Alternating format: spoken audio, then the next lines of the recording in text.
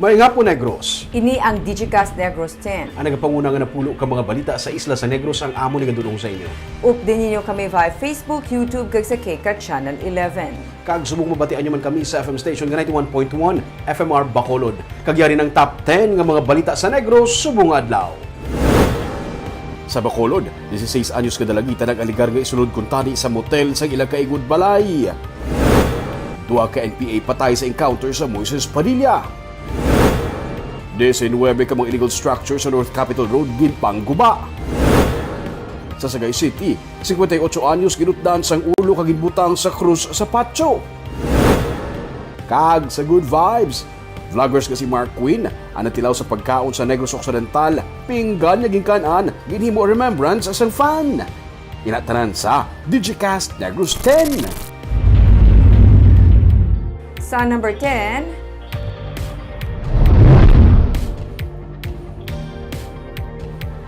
Siyudad sang Bago kag Mayor Nicolas Yulo ang nagbaton sang pagkilala gikan sa Nation Builders and Mosliv Awards 2022. Nagbaton sang Honorary Local Chief Executive Award sa Blue category si Mayor Nicolas Yulo. Certified Most Sustainable and Livable City Award sa Yellow category naman ang Siyudad sang Bago. Ang pagkilala ang ginpatigayon sa Okada, Manila, Parañaque sa nagligad nga Biyernes. Ang Nation Builders kag Mosliv Awards ang nagahatag sang pasidungog sa mga change makers kag mga ginakabig leaders in sustainability sa pungsod. Ang amo nga Excellence Award ang ginahatag sa mga professionals, individuals kag government leaders sa pagkilala sa ilang mga papel angot sa nation building. Ang Most Sustainable and Livable Recognition naman ang ginahatag sa mga accomplished institutions, organizations, company, province, district, party list, city, municipality, barangay kag komunidad. Sunod kay Mayor Yulo, ang awards nagaserbe nga isa ka testament o kung pamatuod sa ilang pagpangabudlay para mahatag ang tagsa ka kinahanglanon sang mga bagunhon. May we never falter in our commitment towards a transparent, responsive, and inclusive governance, whatever the situation may be, so that our vision of making Bago City a haven of every Bagonhon's dreams becomes a reality. Amid the challenges confronting our nation, Bagonhons will continue to be proud of our roots and will never lose the vigor and courage to exclaim, "Go Bago!"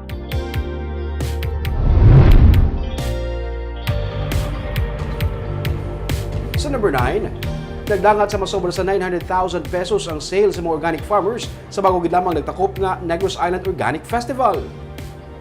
Sa report sa Office of the Provincial Agriculturist, 920,520.75 ang kabilugan nga sales para sa November 23 to 26 nga Organic Festival. Pumalin sa organic nga utan, prutas, kag kararutod, pagkaon, padulong sa tradisyonal nga mga bulong, mga tanom, bisan pa farm inputs, ang nakasalida kag sarang nga mabakal sa Organic Festival sa Capitol Grounds adto. Damlag pa, ginabiabi sa mga organic farmers ang among nga hilikoton bilang isa ka higayon suno sa ila nga makapabakod ang ilang networking sa paglaom nga iniya makabulig sa ila bangon matapos mag-igo ang pandemic.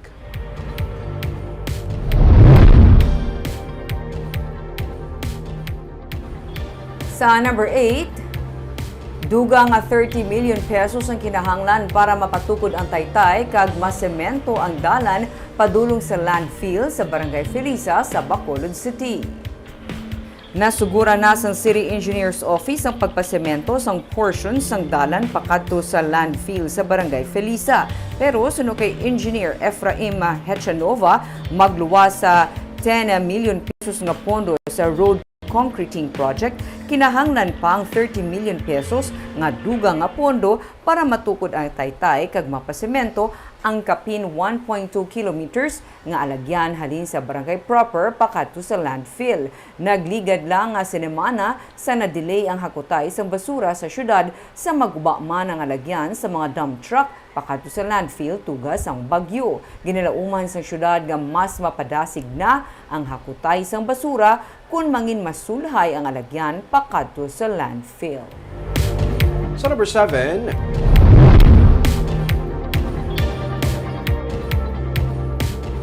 masobra sa 1 milyon ka pesos nga balor sa ilegal nga droga nakuha sa isa ka casual employee sang Banwa sang Manapla. Arestado isa ka casual employee sa Banwa sa Manapla matapos makuhaan sa masobra 1 milyon ka pesos nga baloro sang shabu sang Sabado sa Barangay 1A. Ang suspect amo ang 36 anyos nga si Steve Silava nga nadakpan man sang tuig 2017 bangod man sang illegal nga droga. Duha ka plastic kag depuro ka mga sachet sang suspected shabu ang nakuha sa kay Silava. Ining ginabalubanta nagabalor tanan sang 1,054,000 pesos. Kaso nga paglapas sa Republic Act 9165 ang ipasaka batok sa iya.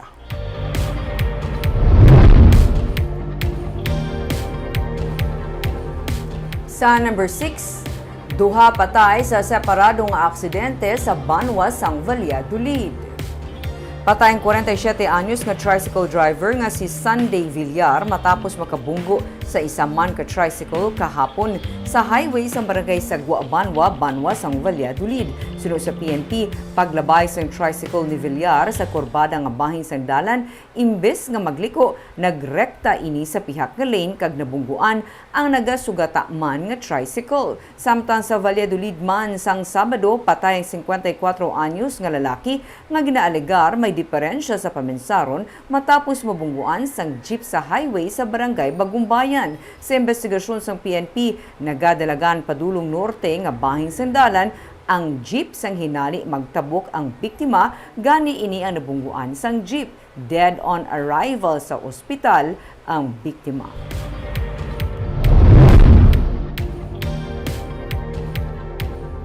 Sa number 5, sa Sagay City, isa ka 58 anyos nga babae ginuutdan sang ulo sang iyang kaingod balay. Ang ulo ang gintungtong sa krus sa sulod sang patio. Ginpasakan ang kaso nga murder batok sa lalaki nga naglabo kag nagutod sa ulo sang iyang kaingod nga sang Sabado sa barangay Makiling sa Sagay City. Ang 58 anyos nga biktima gikilala kay Jelly Ricodo kag matapos pugutan gindala sang suspek ang isining nga ulo sa patio. Sunod sa kay Lieutenant Colonel Roberto Injape, hepe sa Sagay PNP, nagsugat anay lang sa dala ng suspek kag si Ricodo upod ang hinablos niya nga si Bernalyn Abranilla. Sunod sa pulis, una nga ginlabo ang hinablos nga pilason naman apang nakapalagyo ini gilayon. Mapalagyo pa kuntani si Ricodo apang natumba ini kag didto na siya ginlabo kag ginpugutan sang ulo sang suspek. Nakita pa sa mga kaingod nga ginabitbit pakadto sa patio sang suspek ang ulo sang biktima samtang nabili naman iyang lawas sa kampo. Ang away sa karabaw amo ang ugat sang hindi pag-insendihanay sang duha. Sunod sa pulis, ang mga tuyo gid man sang suspek nga patyon ang biktima. Ginpasagod sang biktima sa suspek ang iya sining nga karabaw kag imbis nga 10,000 pesos, 2,000 pesos pa lang ang iya nabayaran. Detained karon sa Sagay PNP ang suspek nga hungod nga wala ginhingadlan kay ginaligar sang iya nga pamilya nga nagabatsyag ini sang depression.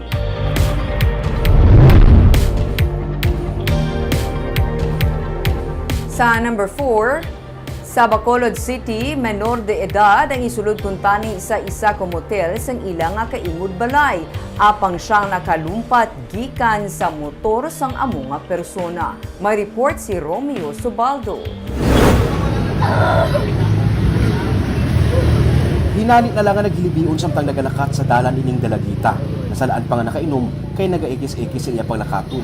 Ginapamangkot siya sa mga pumuluyo kung naano siya pero wala siya nagasabat. Sa unhan, hinali na lang siya natumba, gani imbuligan sa gwardiya, kag dito na lang nakapanugid, naging tingwaan siya kuno nga dalon sa sulod sang motel sang ilang nga kaingod balay. Kaya kaya nagambal sa hindi kubog. Nagsabat na siya. Abi nyo na po kaya. Kaya ikis milakat yun, no? Ano yan nga, isulod ko sang tahay kwan sa to.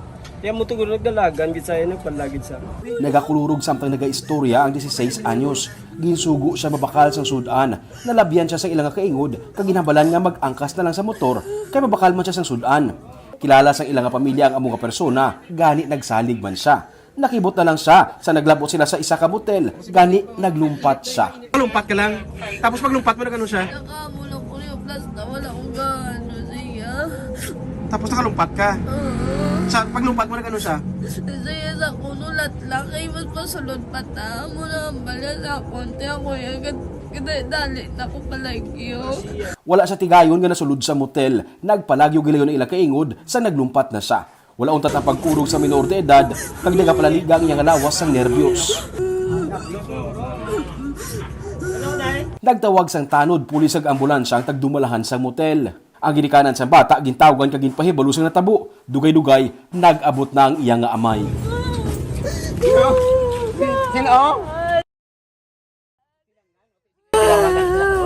Istorya sang amay, wala pa makalampuwa sa trauma nga ginaagyan ng iyang nga anak. May amo naman sininga na tabo. Biktima pa nga daan sa rape ang bata. Hapon siya? Hapon eh? May trauma pa ni sa. May trauma pa ni. Trauma siya? May kaso pa ni sa rape. Ginatay pa siya i-rape? May kaso pa tungkol sa mga. Sunod sa Police Station 8 sa Bacolod, hindi mahulog sa attempted rape ang insidente kay wala sila makasulod sa premises sang motel. Pero bangod sa natabo nga trauma sa menor de edad, pwede mahulog sa child abuse ang kaso. Gin-refer na sa Station 8 sa Station 7 ang among kaso kaysa ilang area na tabo ang pag-angkas sa motor. Iabisuhan man sa Women's Desk ang iyang pamilya nga ipaidalom sa psychiatric help ang bata agud to overcome niya ang ginabatsyag nga trauma.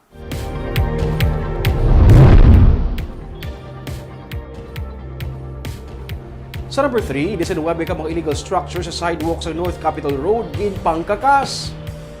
Ang operation na ginpamunuan sa enforcement team sa Bacolod City Legal Office kaupo ng Safety and Security Division sa Negros Occidental. Sunod sa kay Ray de Mesana, ang pamuno sa enforcement team, inikabahin sa ilang clearing operation nga nagatuyo sa pagligwas sa mga dalanon gikan sa anuman nga obstruction nga nagaapekto man sa dalagan sang trapiko. Sunod sa iya, ang mga illegal structure sa lugar ang ginpadangat sa ila nga atensyon si Johnny Martinez nga isa sa mga nagapanag-iya sa baligyaan nga ginkakas nagsiling nga masobra man sa isa ka tuig sila nga nagplastar sa among nga lugar.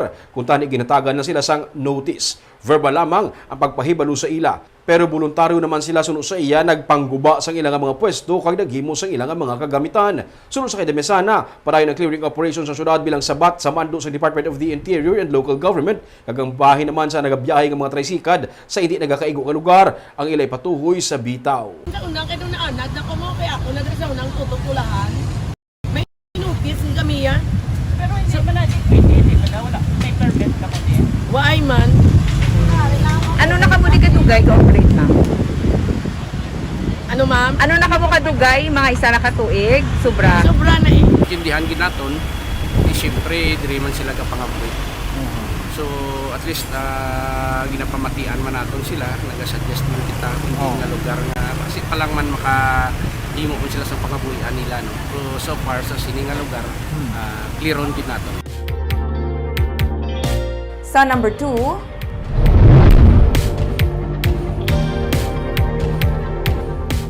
1,500 ka mga volunteers ang syudad ang gina-re-evaluate agud posible mabayaran sang ilang pagserbisyo. Magluwas sa masobra 3,000 ka mga job order casuals, may malapit sa 1,500 pa ka mga individual nga suno kay Mayor Albi Benitez nagaserbe sa syudad bilang mga volunteers. Suno kay Benitez, wala sang ginpasalig nga sweldo ang syudad para sa ila pagtrabaho sa pilaman ka bulan. Pero suno kay City Administrator Attorney Boyet Maghari, gina-re-evaluate karon sa syudad kag gina-validate ang mga volunteers. Agud bisan paano mabayaran ang ila pagserbisyo samtang kalabanan sa ila ang nagahulat sang ila appointment kag recommendation letter. Separado sa mga job order workers ang mga volunteers nga kadam-an diri mga gin-endorso sa mga barangay leaders makaligid ang local election. Patagyupon sa review ano ang budget nga pwede ta maalaw para nga ma-accommodar ta as much as possible nga legal man kag not outside our budget constraints. So inang ongoing ang review ka committee, we're expecting resolution this week.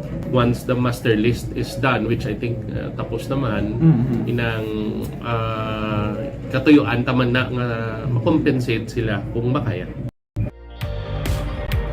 Kag sa numero 1 sa mga balita, subong adlaw.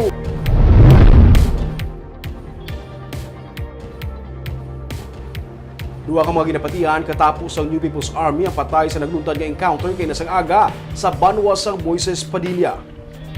Duha ka mga ginaaligar miyembro sa New People's Army ay napatay sa nagluntad nga encounter kay nasang aga sa barangay Quintin Remo sa Banwas sang Moises Padilla. Iniging kumpirma ni Brigadier General Inocencio Pasaporte, ang commander sa 303rd Infantry Brigade, matapos ma-recover man sa lugar sa insidente ang ilang mga bangkay.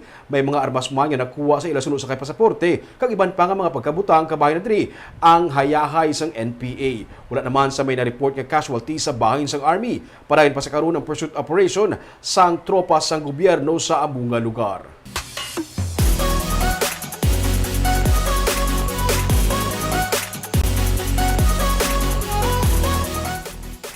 Sa Good Vibes, food vlogger nga si Mark Weens ang nagtilaw sang kilala nga mga pagkaon sa Bacolod. Pinggan nga iya gingamit ginhimo pa nga remembrance sang fan. May report si Romeo Subaldo. Inasal nga manok, piyaya sa Bacolod, kansi kag iban pa. Ini pinalamang sa mga gintalawan nga pagkaon sa kilala nga food vlogger nga si Mark Queens. Gindala siya sa pila ka mga kalan-an sa Bacolod kag Silay City sang The Bacolod Food Hunters nga vloggers. Kag nagkinamot siya sa pagtilaw niya sa inasal nga manok kag nagpasabor.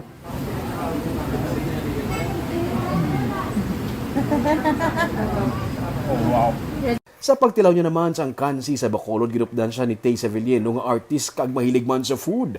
Ara man si Femi Magbanwa sa Mercy para ipabatsag sa iya ang hospitality sa mga Negrense. You guys show me. You guys go first. With Roku. Okay. So we have And side, then you have to side try street it, here. of course. Yeah, you have to try it first. Samtay nagapangansi, may mga fans nga naghulat sa iya para magpa-picture. Mas naging hulat dito nila nga makatapos si Sir Mark pag naglakat. As in, inabalang doon nakakita, gid sila balasang pinagid ka importante nga tao sila kabuli. As Balik ka ba na kapangadan, maabot sa ma'am? Actually, sir, nakaibalo kami nga may vlogger na maabot, pero wala gid kami kabalo nga siya. Nga muna kasikat. Oo, nga amo na kasikat as in. Kag, may nakapanugid nga ang pinggan niya ginkanaan niya na missing. After niya po nagkaon, yung mga past 11 na di siya naghalin, ano sir mo, inang, syempre wala naman lang kami to nag-mind, din panghimos na lang ila, nga kinanaan, kay damo na mga customers ang nagsinulod. Pero actually wala kami kadipara. Pero okay lang man, ang importante suno sa ila nga mapakita sa Negros ang mga ginapabugal sa probinsya nga mga pagkaon agud matib-ong pagid ang food tourism sa probinsya. Barb ka namin, kay sa mga lugar sa Pilipinas, ang Bacolod City sa mga lugar naging katuan lagi. Kag proud tayo sa mga food ta. Siyempre, Ming, no, kag ang aton, gidya, hindi lang Bacolod, ang bilog gidya nga Negros. Negros. Kilala gidya sa aton nga pagkaon. Kansi is just one of them. Correct. Kagami itong mga balita sa Negros subong nga adlaw. Kay man sa panahon karon importante nga may ihibalo ka sa nagkakatabo sa imo nga palibot. Pero dapat balanse kag eksakto ang mga impormasyon. Padayon kami nga magapangalagad sa Negrosanon. Ako si Barbara Mijares. Tubtub sa buwas, ako naman si Romeo Subaldo, mayong hapon.